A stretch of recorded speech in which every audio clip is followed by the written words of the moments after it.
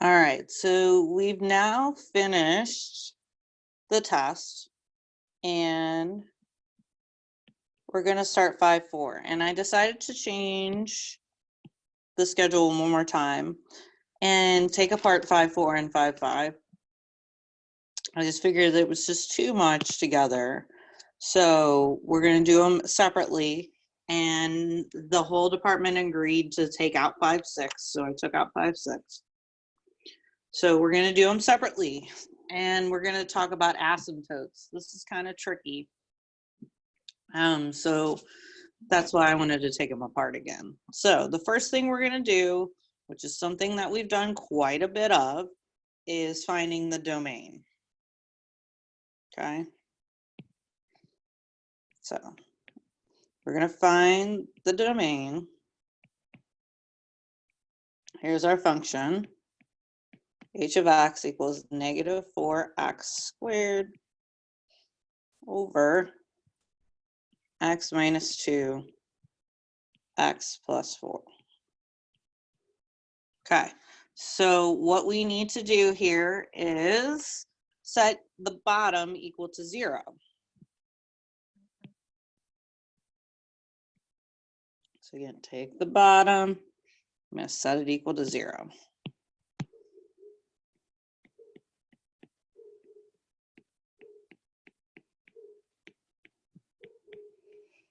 Okay, so I get x minus 2 equals 0, x plus 4 equals 0. So x equals 2 and x equals negative 4. Okay, so again, we need to be very specific about how we want our answers, and my math lab is going to have it in set notation. So squiggly bracket x such that x can't equal 2 or negative 4. So we're definitely going to deal with domain. And then we're going to switch to a graph. So we'll see how I can draw this graph on this. Luckily, my writing has improved. All right, so I'm going by 4. 1, 2, 3, 4. 1, 2, 3, 4. 1, 2, 3, 4. 1, 2, 3, 4. Okay, and I'm going to draw the asymptotes in different colors for you. So I have an asymptote here. And I have an asymptote here.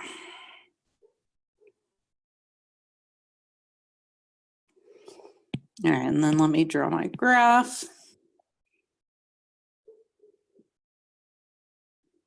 Colors are definitely helpful, and we wouldn't have had this on the board at school at all, so.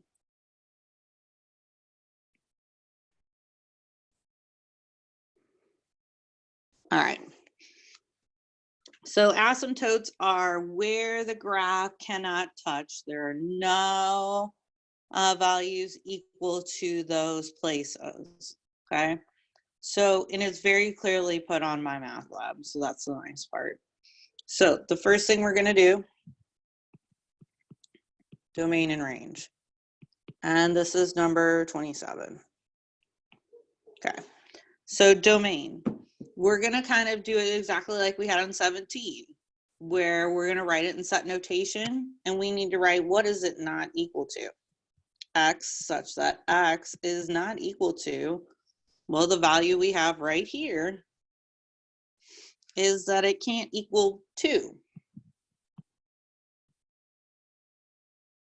And with the range, we're going to do y such that y is not equal to right here. It can't equal 1. All right. B asks for, again, a lot of the old stuff we've dealt with, intercepts. Okay. There's only one intercept. I'll mark it here in yellow. Right here. 0, 0. Okay. So here's the new stuff. A horizontal asymptote. Okay. A horizontal asymptote, let me write the whole word out. I hate wording it out though, so this will probably be the only time. Horizontal asymptote, remember that,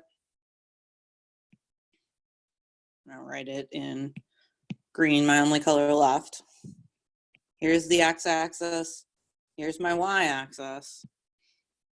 Therefore, my blue line here has to be a y equals line.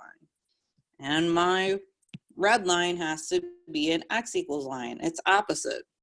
So my horizontal asymptote is saying horizontally, I have y equal to 1. My vertical asymptote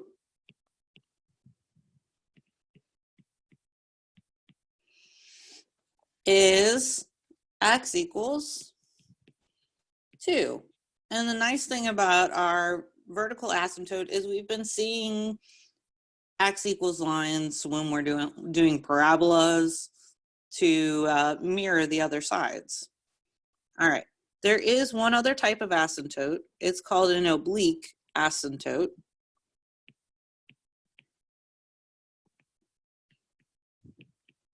Okay, and it says in its definition, if there is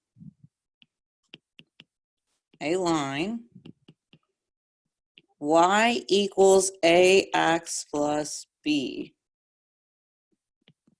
and a is not equal to 0. So that means that there is a x value. There has to be an x. Okay, on this one, there is none. Okay, so any line y equals 2x, y equals negative 3x, y equals 1/3 x, something like that. We only have vertical and horizontal asymptotes on this one, so there is no oblique. All right, so we're going to do 3 different types of problems to show you the different types that we're going to see. So the problems are going to read like this. Here's the instructions for all 3. To find the vertical, horizontal, and oblique asymptotes. Okay, so here's what the problem looks like. Here's my function, r of x equals 3x over x plus 4. Okay, so to find a vertical asymptote, so we'll kind of write this out a little bit longhand. Vertical asymptote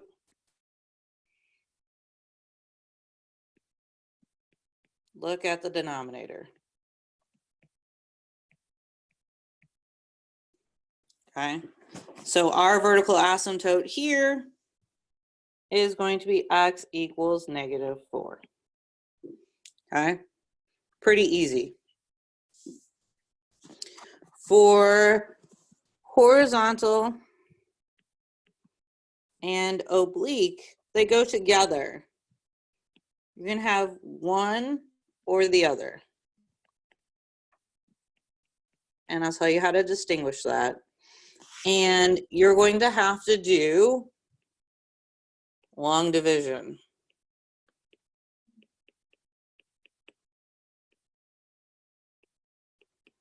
So those of you that haven't done it in a long time, it gets interesting. So the bottom number goes on the outside, and the top number goes on the inside. And long division with polynomials means that we're going to take the front number here, or the front polynomial here, and we're going to divide by the front one here. So when I do this and teach it in intermediate algebra, I say, we're going to do some margin work. Here's my margin work over here. 3x divided by x gives me 3. This 3 goes on top. So I'm going to correlate here for you. Here's my 3. Okay. Then in my margin, I would do 3 times x plus 4. I get 3x plus 12. And 3x plus 12 goes here. And I would subtract the whole thing. And I would put in 0 as a placeholder. Okay. And I would be left with a remainder of negative 12. Well, negative 12 can't be divided by x, so we're done. So here's what I need to have. I need this 3. And remember on the other page, we said that we had if it was horizontal, it was a y equals line. So remember, straight across, it's the x-axis, but it's a y equals line. Okay, so same idea here. But whatever I have up top here, it's going to become y equals 3. And again, this time it is horizontal. Okay, it's only oblique if it has an x in it, and we'll see that in a minute. Okay, this first example shows what happens when the top and bottom are same exponent. Okay, so let's kind of mark that. Top and bottom are same exponent. All right, let's do the next one. Same thing. We're going to look for all 3 of them. H of x equals x cubed minus 8 over x squared minus 5x plus 6. Okay. Another thing we do have to worry about, which we didn't on the other whiteboard, let me go show you back. We didn't have to worry about factoring on number 45. But here on 47, we do. So we have to factor this. All right, so this is the cubic. So let me write what the cubic is again. We get minus b. A minus b squared. I don't think it's squared. It's not. A minus b, a squared plus ab plus b squared is the cubic formula that we're going to need here. So this is going to turn into x minus 1. So we took the cube root, square a, we get x squared, multiply the roots together. So I get 1x, or 2x, sorry. I was thinking 1, I want 2. Sorry about that. My brain was on the last problem, I believe. All right, 2x, and then square it to get 4. Okay. Here on the bottom, I get x minus 2, x plus 3. Okay, so when I'm looking for my vertical asymptote, again, I normally look at the bottom. And I set it equal to 0, but I have a problem here. My x minus 2's cancel out. Okay, so I actually only have one vertical asymptote. So my vertical asymptote is just x equals negative 3. So I only have one. So be careful. Okay, so for the horizontal or oblique, I'm going to do long division. Okay, so x squared minus 5x plus 6 goes on the outside. And I drew a really long division sign because I'm missing terms. So some of you saw that when we did placeholders with synthetic. So we're going to have the same thing here. 0x squared and a 0x minus 8. So we need placeholders. So I'm going to do the same thing. I'm going to try and squeeze it up top here. We're going to do x cubed divided by x squared gives me x. So I get x here. And then I'm going to multiply x times x squared minus 5x plus 6.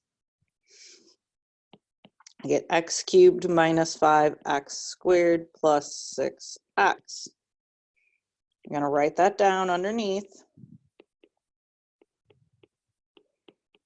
And I'm going to subtract.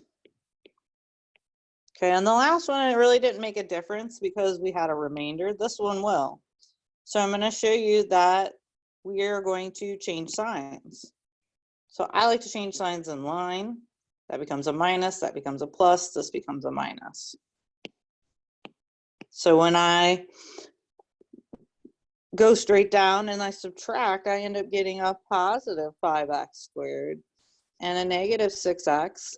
And then I'm going to bring down the negative 8. Okay, so I'm going to do it again. I'm going to erase my margin work. And I'm going to do it again. So I have now my 5x squared divided by x squared gives me 5. That goes up top here. I get plus 5 times x squared minus 5x plus 6. Okay, I could keep going on if I wanted to, but anybody who's done long division anywhere recently or can remember, you are actually done once you reach this constant term. So you're done when you hit that 5. So there's really no need for us to do it because it doesn't ask for the remainder. We're done when we hit that 5. So you don't have to do the rest of the work. You don't have to show the rest of the work unless you really want to.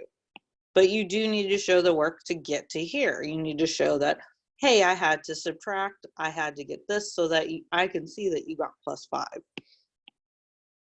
Okay, so this one is again, a y equals x plus 5. All right, and this one is a oblique. So on my math lab, it'll ask you horizontal on one line and oblique on the next, and under horizontal you would put none. Or on 45, you would put oblique was none. All right. Put this in green so you know that this goes with oblique. And one last comment on this one is that this is when your numerator exponent is greater than your denominator exponent. So that plays a role. All right, one last one.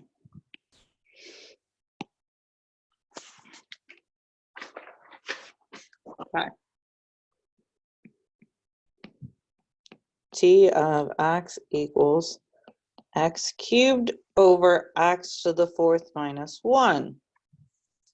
Okay, this one factors as well, the bottom does. Okay, take the square root, I get x squared plus 1, x squared minus 1. All right, and then I need to factor the bottom again. The bottom is still the difference of 2 squares on the right one. The left one is prime. Okay, some students tried to factor it the other day. It's not going to factor. So this x squared plus 1 stays. I get x plus 1, x minus 1. So again, this one I'm going to circle in red. It is prime. Don't touch it. It's not going to give you a vertical asymptote.